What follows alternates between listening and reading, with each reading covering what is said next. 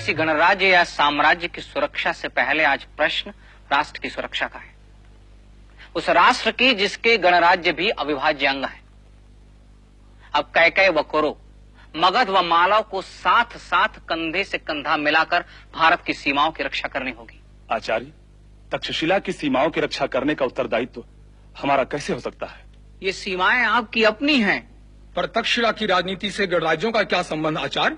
हिमालय से लेकर समुद्र पर्यंत भारत एक है, उसकी पग पग भूमि हमारी अपनी भूमि है। पर उस पर हमारा अधिकार तो नहीं है, न हम उससे लाभान्वित होते हैं। यदि कोई आपके मस्तक पर आघात करे तो क्या आपके हाथ नहीं उठेंगे? क्या अपने मस्तक की रक्षा के लिए आपके चरण गतिमान नहीं होंगे? क्या आपकी बुद्धि आपकी रक्षा का प्रयास नहीं करेगी? अवश्य करेगी। आप उसी राष्ट्र के अंग है जिसका अभिसार व तक्षशिला मस्तक है गणमुख्य।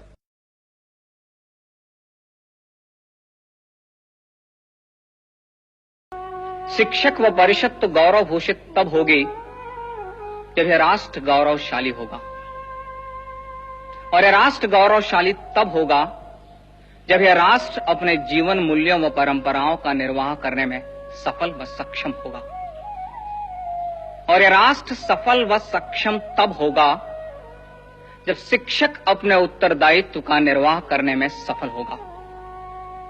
और शिक्षक सफल तब कहा जाएगा जब वह प्रत्येक व्यक्ति में राष्ट्रीय चरित्र का निर्माण करने में सफल हो।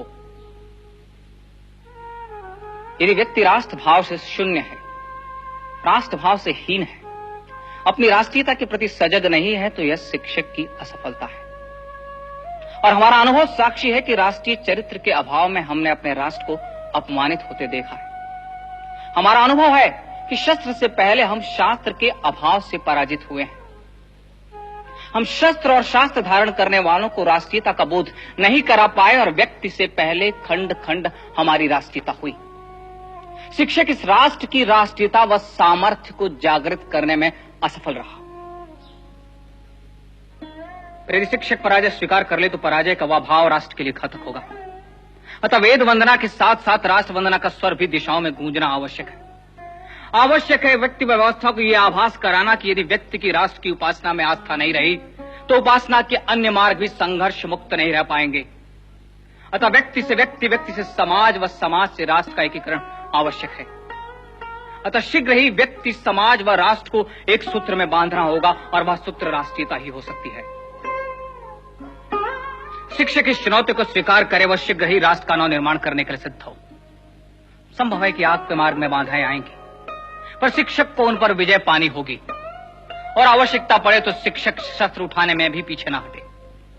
मैं स्वीकार करता हूं कि शिक्षक का सामर्थ्य शास्त्र है, पर यदि मार्ग में शस्त्र बाधक हो और राष्ट्र मार्ग के कंटक सिर्फ शस्त्र की ही भाषा समझते हो तो शिक्षक उन्हें अपने सामर्थ्य का परिचय अवश्य दे। अन्यथा सामर्थ्यहीन शिक्षक अपने शास्त्रों की भी रक्षा नहीं कर पाएगा। संभव है कि इस राष्ट्र को एक सूत्र में बांधने के लिए शिक्षक को सत्ताओं से भी लड़ना पड़े, पर स्मरण रहे कि सत्ताओं से राष्ट्र महत्वपूर्ण है, राजनैतिक सत्ताओं के हितों से राष्ट्रीय हित महत्वपूर्ण है। अतः राष्ट्र की वेदी पर सत्ताओं की आहुति देनी पड़े तो भी शिक्षक संकोच न करे। इतिहास साक्षी है कि सत्ता व स्वार्थ की राजनीति ने इस राष्ट्र का अहित किया है। हमें अब सिर्फ इस राष्ट्र का विचार करना है।